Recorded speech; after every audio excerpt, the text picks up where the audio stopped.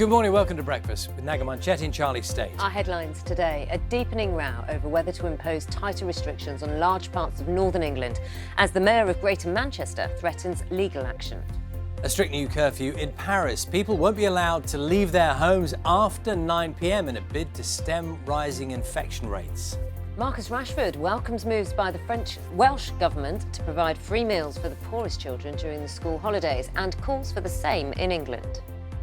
Good morning. Making masks work for everyone. Government officials meet with police and shop bosses to work out a way of getting us to follow the rules. But what are they and who should be enforcing them?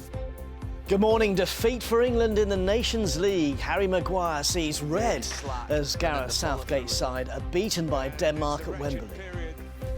Living on the edge, we're looking at the growing craze for cliffside camping. Good morning. Today, once again, we've got variable amounts of clouds, some sunny spells and some showers. The showers mostly in the east, coming in on a brisk, cool northeasterly wind. I'll have all the details in about 10 minutes.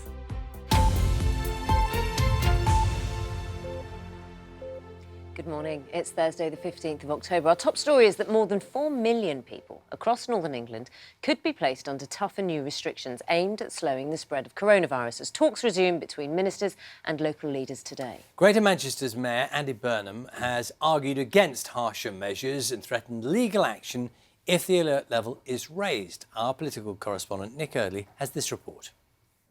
How much longer will these pubs be open? There's real concern about the spread of coronavirus in Manchester, and today there will be further talks on whether it should be in the highest tier of restrictions, closing pubs which don't serve meals and banning people mixing with other households in most places. More restrictions could be coming too on Blackpool Pleasure Beach. Local leaders in Lancashire think they're also heading for the highest level of restrictions. But some, like the Mayor of Greater Manchester, Andy Burnham, are worried. They say there isn't enough evidence for more restrictions and that the economic support on offer doesn't go far enough. The leader of Bolton Council agrees. If government is mindful not to listen to the local voices and take us into tier 3, then we then have another battle, which is to ensure that we have in the north the same conditions as we had in the lockdown at the end of March. And I realise there isn't a bottomless pit of money, but these businesses are on the brink of closure and they are desperate, and we need to help them as much as we possibly can. The final decision over what happens here is one for politicians, and the government wants the backing and help of local leaders. But other parts of England could follow, with health officials wanting restrictions extended elsewhere too. London is currently in the bottom tier, but there could be a change coming here too, one which could see households banned from meeting indoors. The Mayor, Sadiq Khan, believes a move to tier 2 is increasingly likely in the coming days. An uncertain time for millions of people as the virus spreads again. Nick Earley, BBC News, Westminster. Well, let's speak to our political correspondent Chris Mason, joining us from Westminster. Morning to you, Chris. I suppose there's many levels to this right now, isn't there? There's the argument over local restrictions and when and if they're going to change, and that could be any time. We've already been told that. And then there's the wider debate about the possibility of a national lockdown. Yeah, morning to you, Charlie. And the Prime Minister made it clear yesterday that he rules nothing out as far as national restrictions for England are concerned. But at the moment, the government's model is very much focused on a regional reaction to numbers. So let me talk you through what's going to happen this morning. At around about 10:45, Greater Manchester MPs have a telephone call with ministers. At about 11 o'clock, Andy Burnham, the Labour Mayor of Greater Manchester, will have a call with Downing Street. The expectation, it would seem, is that Manchester will tilt into the top tier, into tier 3, into the very high category as far as restrictions are concerned. There's similar meetings going on as far as Lancashire's leaders are concerned. There was meetings last night. There's another one first thing this morning involving civil servants on both sides. The expectation is Lancashire could follow suit too. A couple of other bits of information I can bring you this morning. There's a call this morning at 9:30 in which MPs in London have been invited to dial in using Microsoft Teams to have a briefing. The expectation from them is that London could be raised into Tier 2, and other parts returning to the north of England that are being kept an eye on, South Yorkshire and also big chunks of the northeast of England. Things don't seem as advanced yet as far as the political conversations are concerned there, but the direction of travel does look pretty clear. Chris, thanks very much. A former government advisor on homelessness is warning that the country faces what she calls a period of destitution, where families can't put shoes on their children's feet.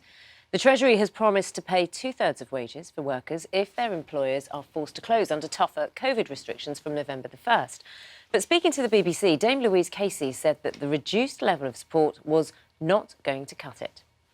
The thing I'm really worried about is what is happening in families. It's less visible, but I am really concerned about this latest change now, which is taking even more income out of these families.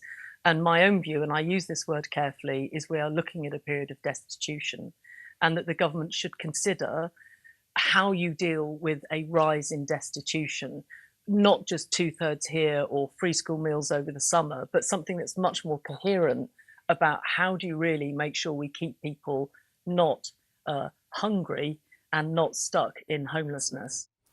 Germany and France have announced new coronavirus control measures. In France, there'll be a nighttime curfew for Paris and 8 other cities. Now, Germany has recorded its highest number of infections since the start of the pandemic. Bars will now be forced to close early. There'll also be limits on people meeting in areas with rising numbers of cases. Simon Jones has more. 2 leaders with 2 announcements, but one shared message. There are difficult times to come. In Germany, there's a warning that the disease is growing exponentially.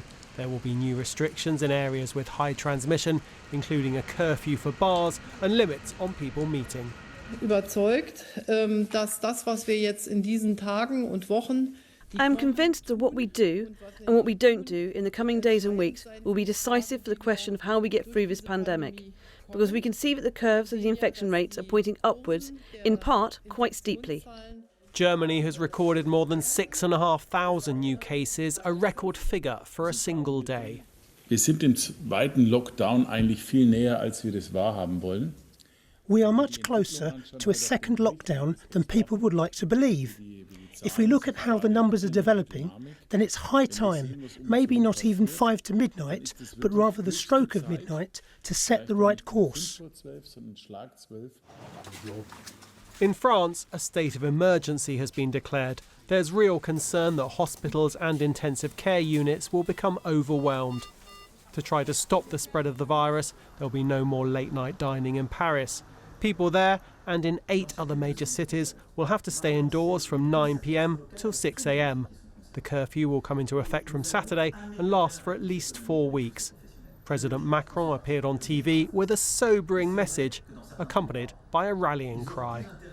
We have not lost control. We are in a situation which is worrying and which means we shouldn't remain inactive, but we shouldn't panic. We cannot get through this if everyone doesn't play their part, doesn't do their bit. An example of this in the Czech Republic. Police raid a restaurant which was supposed to be closed. They found the guests had been moved to a cellar to carry on drinking and partying. And in the Netherlands, a last hurrah. Bars, restaurants and cafes are closing. The warning there, like in many other European countries, is that if the coronavirus rates don't come down, more drastic measures may be needed. Simon Jones, BBC News. Hundreds of under 65s died from heart problems like strokes and cardiac arrests as a consequence of the coronavirus pandemic, a leading charity is warning.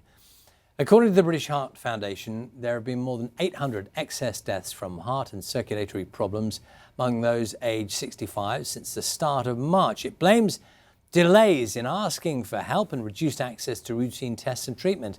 The NHS said it continued to offer treatment for urgent and routine heart problems. COVID-19 has created a perfect storm for heart and circulatory patients.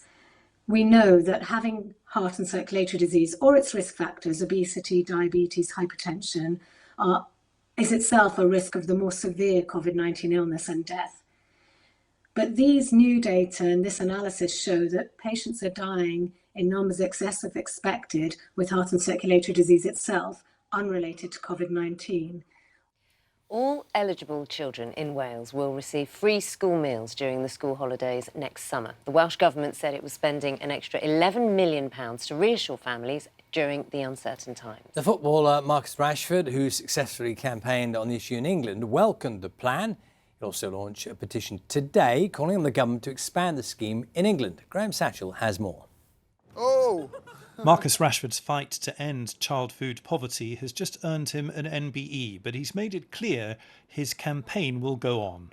I think what I'd like to do now that I'm in this position is just speak directly to the Prime Minister and, you know, just really ask for the vouchers to be extended at least until October half term, because I think that's what the families need. In June, Rashford succeeded in changing government policy in England.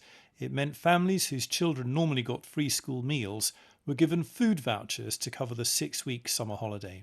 Now the Welsh Government has become the first country in the UK to announce an extension to its scheme. Eligible children will have food provided in all school holidays up to and including Easter 2021. It'll cost £11 million and benefit around 85,000 children. It's certainly welcome news that the Welsh Government has committed to support free school meals until the end of Easter holidays. We know that the support provided over the course of the summer and indeed last Easter was really valued by families and provided vital support to those who needed that support at a really difficult time. Marcus Rashford now wants the rest of the UK to follow Wales. Today he's launching a parliamentary petition. It calls for the food voucher scheme to be extended to cover all school holidays. The Department for Education in England wouldn't comment on its future plans, but said they'd increased the safety net for families and already taken action to make sure children don't go hungry. Graham Satchell, BBC News. Christmas on the High Street might not sparkle as much this year as a number of retailers have made the decision to ban glitter. Shops including Waitrose and John Lewis have announced that they won't be using it in their own brand products because the tiny pieces of plastic can wash into the environment, harm wildlife and get into the food chain. It's part of a wider push by retailers to reduce festive plastics pollution. Can be done quite easily without glitter. What? Christmas? Yeah, any festive occasion. Yes. You know, Well, I think we're agreed on that, are we? I'll tell you what, when did that last happen? Hello, my name's Sarah Pascoe and I've got a new show. Why? It's not about her. You wanted to get married once? Or her. It's about how great my life is. Don't watch that. My friend? Your belly is getting bigger and bigger and it feels like it's pushing you away. Friends? When was your last smear test? I'm going to let you into my brain and then I am going to destroy your faith in love. my new comedy, Out of Her Mind, on BBC Two and iPlayer. And it is amazing, though, how quickly they have become part of everyday life for many of us. There are exemptions, of course, when it comes to masks. Children under the age of 11, people with physical or mental illnesses, which mean they can't wear them safely. There's quite a long list you can find online, and the government says we should be considerate to people who are exempt. But there's also concern from the government that lots of people who aren't exempt still aren't following the rules.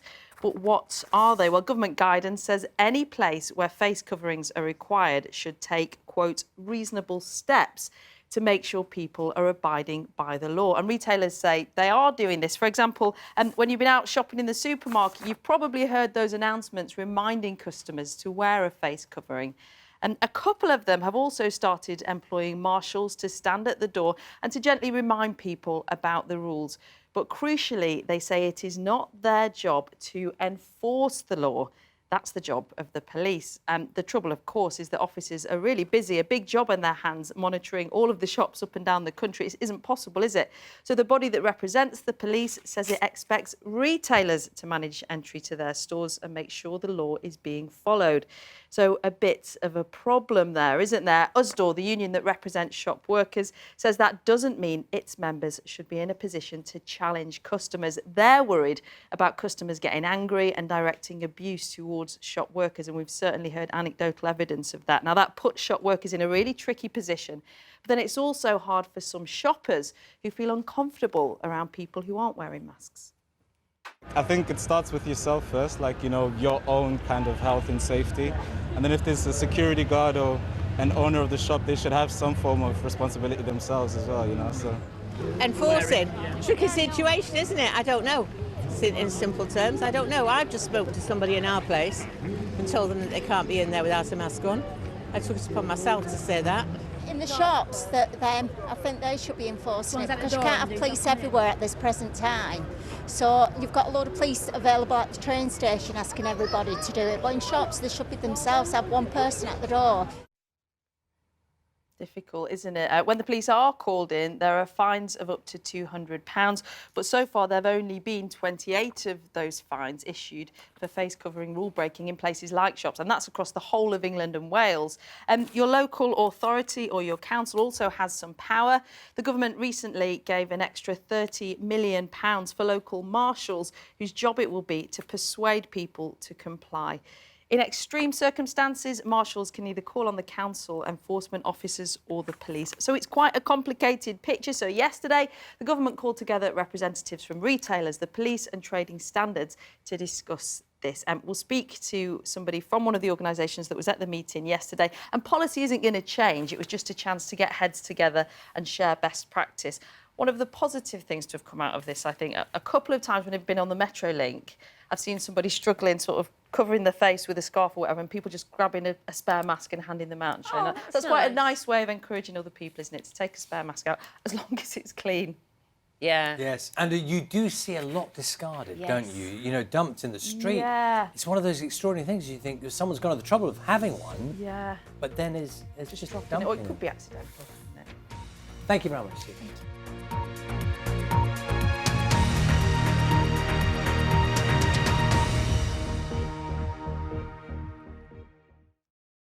See the headlines as they happen and watch BBC News live in the app and get the full story with bbc.co.uk/news. Follow the story for all the latest with BBC News.